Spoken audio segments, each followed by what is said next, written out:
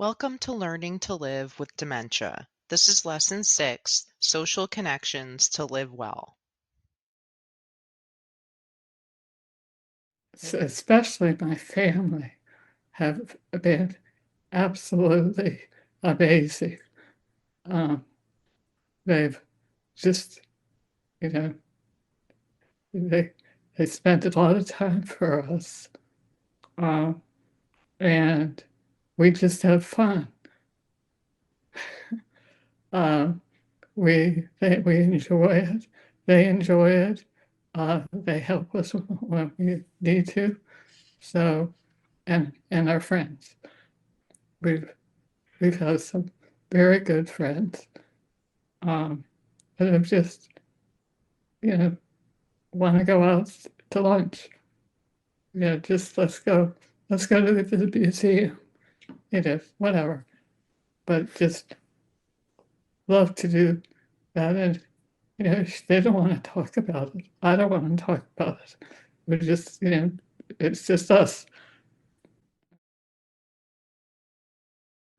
I would just ask him questions. I would try to include him in the conversations and just, a yes or no, not, do I need a dissertation? Just a yes or no.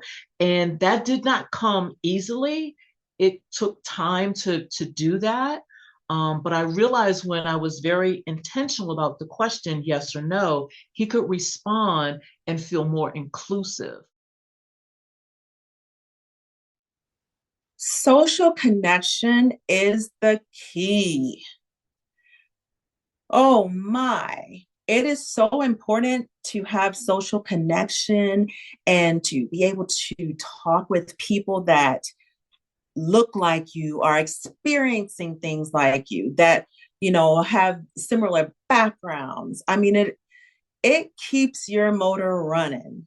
I am involved with several support groups, and this is how it feeds my spirit. I have a support group that's called Home Alone, and we are all people that live alone with dementia. I'm in a support group that is Black Dementia Minds. We are all Black and Brown people with a form of MCI or dementia. I started with the Alzheimer's Association and under 65 early stage support group. So that satisfies my younger onset. And I'm involved with other ones like poetry and um, just other wonderful support groups. And it just feeds your spirit, it connects you, it gives you life.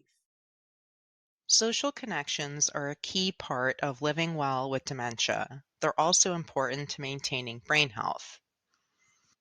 Research continues to show that social connections keep our brains active, reduce cognitive decline, and even improve cognitive function. How a person might approach social connections while they live with dementia is highly individual.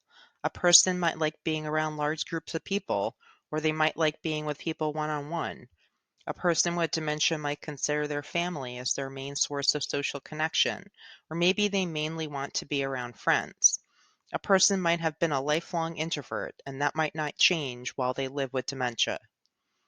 Some people find that their social connections change as they live with dementia. Some people with dementia do not want to share their diagnosis with everyone, or they only want to share it with certain people. They might stop wanting to be with some of their friends or family because they're afraid of how they might be treated or that they might be seen differently. Some people with dementia find that friends or family do treat them differently or don't know how to act around them or even avoid them. Each person is different. You can support a person with dementia to have social connections based on what's important to them and what they need to be comfortable. Meet Jay, who lives with a type of dementia. Sean is Jay's husband and support partner.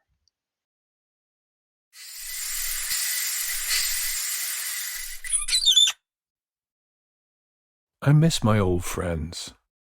Got a new small group of guys I'm like hanging out with.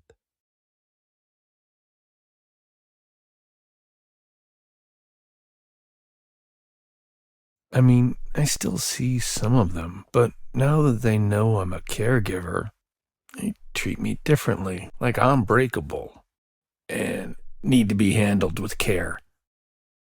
We can joke about stuff that others wouldn't get. The people in my dementia caregiving support group don't want to socialize because we just talk about dementia.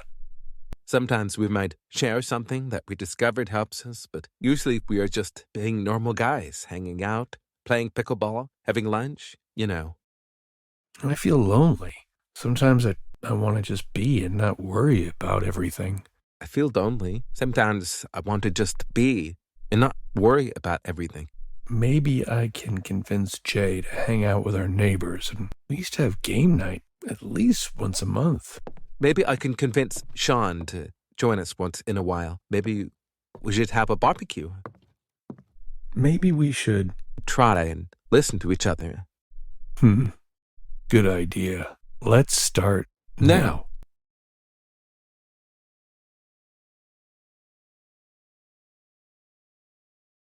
Jay and Sean are trying to figure out what social connections will look like as they move forward with dementia. They both feel social connections are important, but they are looking different than before. They are learning that they need to share their perspectives with each other so that they both get what they need. How a person with dementia socially connects now might be different than how they did it before, and might look different in the future. We can support a person with dementia by both encouraging social connections as well as honoring the type of social connections a person wants and needs, even as this might continue to change.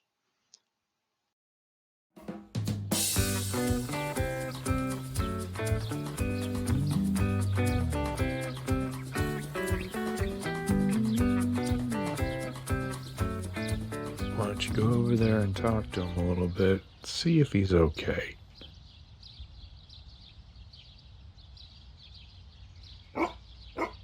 We planned for these moments. Way before he had a diagnosis, he was so introverted that I had to beg him to go out. You may not think I see him watching me, but I do.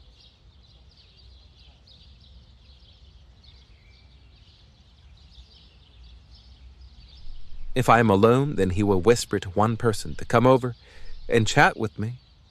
One person at a time is fine. I can handle that.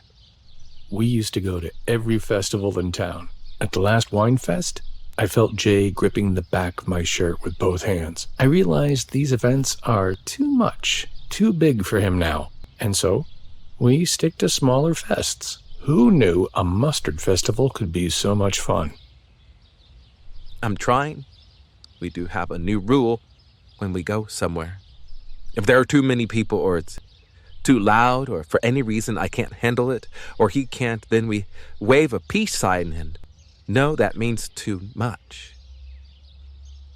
I know he's doing a lot of this for me, like he did before the diagnosis, because I need to be around people. He would be fine with just me and the dog. But he needs people too, you know? So far, so good. So far, so good. As Jay lives with dementia, his needs and wants for socializing change. Both Sean and Jay are balancing what Jay is comfortable with trying to be social. How can you support social connections? Think about what is important to the person with dementia with social connections, not necessarily what you think is best or important for them. Support the person with dementia in making and reaching goals for social connections. If they express that they would rather not be in a large group, for example, help them to connect in smaller groups or one-on-one with people. Support their strengths and their weaknesses with social connection. For example, maybe they can play with children for hours, but making conversation with adults for a long period of time is difficult. Support their choices about social connection. Maybe they want to be with some people and not others. Maybe they need more downtime so that they can prepare for social situations. Maybe they want to socialize less. Share with family and friends what a person with dementia wants and needs with social connections and how they can support them. Social connections are an important part of living well with dementia. As a support partner, you play an important role in facilitating the type of social connections a person wants and needs. Basically just told family and friends, treat him like you always do, joke with them like you usually do. Um, as he's progressed, I have reminded him you need to speak a little louder, slow down a little bit because he can't understand you. Because sometimes I will say, hey, what they're asking is, and then whatever I'm doing, sometimes they will say, oh, okay, let me do it this way. Yes, that's good.